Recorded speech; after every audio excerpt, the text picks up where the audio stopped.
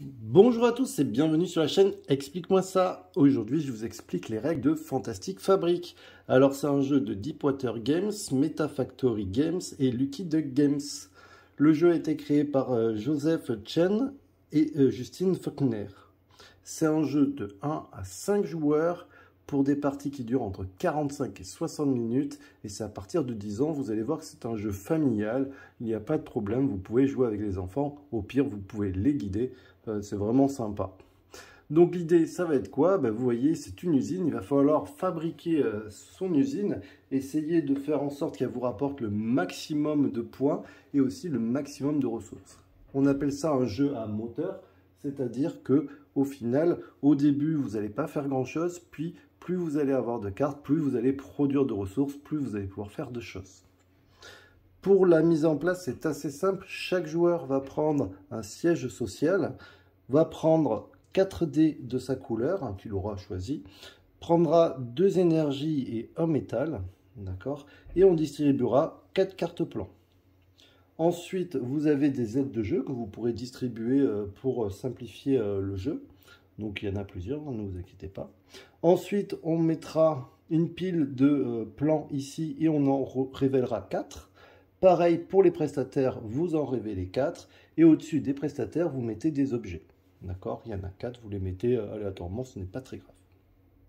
Vous mettez les ressources qu'on pourra gagner dans le jeu. Et là, vous avez des dés blancs. En fait, c'est des dés qu'on va pouvoir peut-être récupérer en fonction des cartes et les jouer à notre tour. Mais au début, vous n'avez pas de dés blancs. Le but du jeu, donc, comment on gagne? C'est très simple. On va regarder les points de victoire qui se trouvent ici sur les cartes. Là, par exemple, celle-ci, il faut un point de victoire, plus les points de victoire qui se trouvent sur les caisses. Donc, c'est soit un point, soit 2 points. Et à la fin du jeu, celui qui aura le plus de points aura gagné la partie. La partie s'arrête quand une personne a déjà posé 10 cartes, donc dès que quelqu'un a posé 10 cartes, ou dès que quelqu'un a récupéré 12 caisses, la valeur de 12 caisses, d'accord? À partir de là, on fait un dernier tour. Alors, on finit d'abord le tour en cours, puis on refait un dernier tour pour que tout le monde ait joué le même nombre de tours. Et là, on regarde les points, tout simplement. Alors, comment ça va se passer dans Fantastic Fabric? Donc, du coup, il va falloir récupérer des cartes. À notre tour de jeu, il y a donc plusieurs phases. La première phase, ça va être la phase de marché. Donc, on a défini le premier joueur, par exemple ici.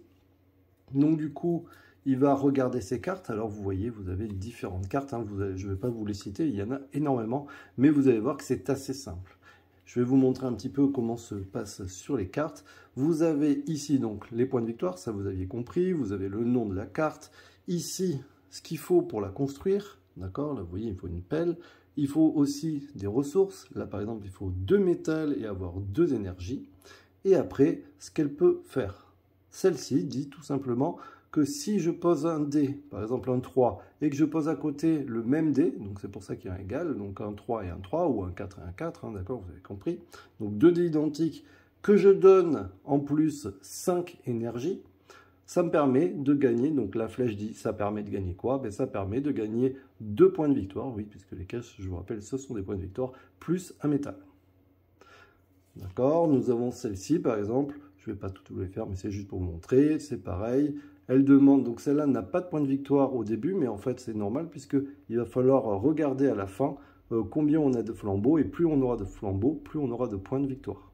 Mais pareil, vous voyez, il faudra l'outil pelle, il faudra donner 2 métal et 4 énergies. Nous en avons un petit peu des différentes, ou celle-là, donc bon, je vous passe les détails, mais celle-ci, vous voyez, si je mets un dé dessus, si je fais 1, 2 ou 3, je gagne un métal. Par contre, si je mets un 4, un 5 ou un 6, au lieu de gagner un métal comme sur mon siège social de base, là, ça me permet de gagner 2 métaux. Et ainsi de suite. Alors du coup, à mon tour de jeu, je vais décider de choisir une carte. Je peux prendre soit une carte plan, soit une carte prestataire. Alors la différence est très importante. Les cartes prestataires, ce sont des cartes éphémères. C'est-à-dire que vous la jouez, vous la prenez, vous la jouez, vous faites le pouvoir qu'elle a, mais par contre, elle ne restera pas en jeu. D'accord? C'est vraiment pour vous aider, c'est un coup de pouce, mais par contre, sachez que voilà, elle ne va pas se mettre en jeu. Donc du coup, c'est des cartes qu'on ne va pas forcément utiliser souvent, sauf si à un moment donné, on a vraiment besoin de faire quelque chose, on va utiliser un prestataire. Pour utiliser un prestataire, vous voyez qu'au-dessus, ils ont des objets. Et donc du coup, si jamais je veux récupérer un prestataire, admettons, je voudrais prendre le spécialiste, ben, si je veux prendre la spécialiste, pardon, eh bien, il faudrait que je me défausse d'une carte marteau. Donc je vais par exemple me défausser, alors il faut une défausse, je vais mettre par exemple une défausse ici. Et du coup, je prends la carte spécialiste. Celle-ci, vous voyez, elle me permet de... Et on voit un plus X, donc tout est écrit. Hein, lors de la prochaine phase de travail, gagnez un dé supplémentaire de la valeur de votre choix. En gros, c'est si par exemple j'ai envie d'un 4, je prends un dé et je dis, ben, ça c'est un 4. D'accord? Donc vous voyez, ils ont des pouvoirs quand même très intéressants, mais sachez voilà, que ça ne va pas rester dans votre jeu, donc ça ne rapporte pas de points de victoire. Il y en a certains qui demandent en plus 2 énergies. Vous voyez, elle a un coût. Non seulement il faudra se défausser d'une pelle, mais en plus payer 2 énergies. Ou alors, donc, je peux décider de prendre par exemple une carte plan. Si je veux prendre une carte plan, je prends celle que je veux. N'oubliez pas que pour jouer une carte plan, il faudra me défausser de l'objet qui se trouve en haut à gauche. C'est-à-dire qu'il faudra que j'ai la même carte pour pouvoir la défausser, en tout cas le même objet. Donc là, je vais regarder, par exemple, si j'ai envie de faire le golem, je sais que je pourrais le faire parce que je pourrais défausser mon entrepôt, ou inversement, si jamais je veux faire mon entrepôt, ben, je pourrais défausser le golem. Donc je fais ça. Hop, le joueur suivant choisit une carte, il va par exemple, bon là on va gagner du temps, il prend une carte au hasard, on remet systématiquement, d'accord? Et donc là maintenant, on va passer à la phase de travail. La phase de travail, c'est quoi? Tout le monde va jouer en même temps, donc tout le monde va lancer ses dés. Voilà, tout le monde fait ça. Et donc là, maintenant, chacun va jouer un petit peu pour soi. C'est-à-dire qu'il va pouvoir faire les actions qu'il veut, dans l'ordre qu'il veut. Il n'est pas obligé de jouer tous ses dés. Et donc maintenant, je vais vous détailler un petit peu les actions que vous avez sur votre siège social. Alors, votre siège social vous permet, si on met n'importe quel dé, n'importe quelle valeur de dé, vous piochez une carte. Si par exemple j'ai envie ou j'ai pas ce qu'il faut, je peux mettre un 3 par exemple et je récupère immédiatement une carte. Je peux décider par exemple de mettre un deuxième, enfin un autre dé pour repiocher une carte. D'accord? Celle-ci, le générateur, c'est écrit dessus, on met la valeur du dé qui correspond à X, donc soit un 1, soit un 2, soit un 3, on ne pourra pas mettre autre chose.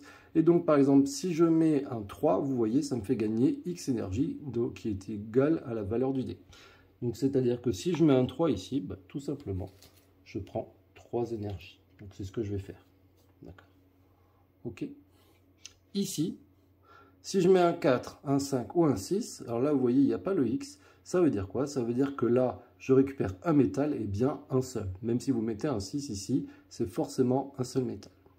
Sur le côté, vous allez voir qu'il y a écrit, vous voyez, X égale X, plus 1 supplémentaire, et XXX égale, ça fait plus 2 supplémentaires. Ça veut dire quoi? Ça veut dire que si j'arrive à mettre 2 dés identiques, par exemple là, vous voyez, j'ai mis 2, 5. Normalement, je suis censé prendre 2 métaux. Mais là, comme j'en ai 2 identiques, j'en ai un supplémentaire. Donc du coup, je prendrai 3 métaux. Pareil ici, si par exemple je me mets ici, au lieu de prendre 2 cartes, bah, du coup, tout simplement, je prendrai 3 cartes.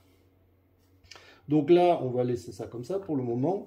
Et puis, je vais regarder si je peux créer une carte. Donc, bien sûr, vous imaginez que tout le monde joue en même temps. Et donc, du coup, c'est plus sympa parce que le jeu, du coup, joue plus vite. Là, par exemple, j'ai envie de créer un entrepôt. Alors, j'ai pas assez de métaux. Vous voyez, il m'en faut 3. Il me faut d'abord me défausser d'un marteau, mais ça, je l'ai. Il me faudrait 3 métaux et 2 énergies. Alors, 2 énergies, c'est bon, mais du coup, il me manque des métaux. Très bien. Bah, du coup, je vais mettre 2, 5. Comme j'en ai 2 identiques, je vous rappelle, au lieu d'en gagner 2, bah, du coup, j'en gagne 3. Donc, j'en prends 3. Ensuite, je donne 2 énergies. Pour poser l'entrepôt, bah, du coup, je dois me défausser d'un marteau. Donc, je me défausse d'un marteau. Je pose ma carte. Bien sûr, tout ça, je le mets ici. Donc, moi, j'ai fait ça. Il me reste des cartes. Hein, je ne suis pas obligé de toutes les jouer. Et du coup, vous voyez, avec mon 2, bah, par exemple, je vais décider, je pourrais reprendre des énergies, mais je vais peut-être décider de plutôt prendre une carte. Donc, je prends une carte face cachée, et voilà. Mon tour est fini.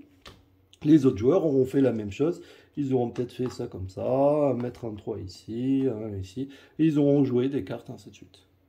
Et là, une fois que tout le monde a joué, bah, tout simplement, on passe le jeton au joueur de gauche. Bon, là, on est à 2, mais sinon au joueur de gauche. Et on est reparti pour un tour. Dès que quelqu'un a réussi à avoir 10 cartes, ou alors, je vous rappelle, 12 points de victoire, on va compter les points. Je vais avancer juste un petit peu pour vous montrer un peu les possibilités qu'on peut faire dans ce jeu. Donc là, la partie va s'arrêter. Ce joueur vient de récupérer 12 caisses. Donc du coup, on finit le tour, hein, bien sûr. On finit encore un dernier tour. On finit un dernier tour. Et donc du coup, après, on va compter les points. Alors juste pour info, si jamais à un moment donné, les cartes ne vous plaisent pas, vous pouvez dépenser soit un métal, soit une énergie à votre tour pour les défausser et en remettre. Attention, ça sera soit les plans, soit les prestataires. Vous ne pouvez pas faire les deux en même temps avec un seul métal ou une seule énergie. Mais sachez que vous pouvez les faire et vous pouvez même prendre une carte qui vous intéresse. Aussitôt, vous avez compris qu'on en remettait une. Et pour embêter les autres, vous pouvez les supprimer. Si par exemple, vous voyez qu'il y a un joueur qui a plein de flambeaux, puisque c'est des cartes qui vont s'accumuler et qui vont rapporter de plus en plus de points, vous pouvez décider de payer pour juste supprimer le flambeau pour pas qu'il puisse l'avoir. Vous avez des cartes, alors je ne vous les expliquerai pas comme je vous ai expliqué toutes les cartes, mais vous voyez, celle-ci est assez claire. Vous mettez un dé, par exemple un X, donc par exemple si c'est un 4, l'autre, il faudra forcément qu'il soit un de plus, donc si je mets un 4, il faudra forcément mettre un 5 ici, et ici, il faudra forcément mettre un 6, d'accord? Et un dernier que je voulais vous dire, il y en a où il faut mettre des dés, mais il y en a où il n'y a pas besoin de mettre de dés. Celle-ci s'active directement, d'accord? Pour chaque énergie que je vais mettre, je vais pouvoir gagner un dé supplémentaire. Donc si je mets un 3 énergies ici, c'est comme si j'avais un dé supplémentaire de 3. Attention, vous pouvez faire le pouvoir d'une carte qu'une fois par tour, d'accord? Donc pour vous en rappeler, à la limite, moi ce que je faisais, c'est que par exemple, si je voulais, je mettais 2 énergies pour savoir que je l'avais fait. Maintenant, on va compter les points. Alors pour compter les points, je vous l'ai dit, 1, 2, 3, 4, 5, 6, 7, 8, 9, 10, 11, 12, tout simplement. 12 plus la valeur des cartes. 12, 13, 14, 15, 16, 17, 18, 19, 20. Ce joueur a 20. Celui-ci, il a 2, 4, 6, 8, 8, 9, 10, 11. Et celle-ci, le flambeau, c'est écrit ici, elle vaut 2. Donc il a 13. Voilà, du coup, ce joueur a gagné. Donc vous allez voir qu'il est vraiment très sympa comme jeu. N'oubliez pas les prestataires, donc c'est juste une action à un instant T. Vous ne pouvez pas les garder, il n'y aura pas de prestataire ici. Voilà, je vous dis à très bientôt. N'hésitez pas à l'essayer. Il est sympa, il est ludique. Vous allez voir que vous allez pouvoir faire des combos petit à petit. Alors, il faut faire plusieurs parties pour comprendre les combos, mais il y en a qui sont très intéressantes. Je vous en montre une qui paraît toute bête, mais c'est celle-ci, vous voyez. Celle-ci, donc si je mets une énergie, vous voyez, j'ai un dé qui vaut 1, d'accord? Et vous voyez, le Biolabo, lui, il me faut un dé forcément de 1, c'est indiqué ici. Et si je donne un 1 plus une énergie, je gagne un point de victoire. Donc quand vous avez les deux, ça peut être sympa. Voilà, je vous dis à très bientôt. Ciao, ciao. N'hésitez pas à vous abonner, à liker. Vous êtes de plus en plus nombreux et je vous en remercie. Bye, bye.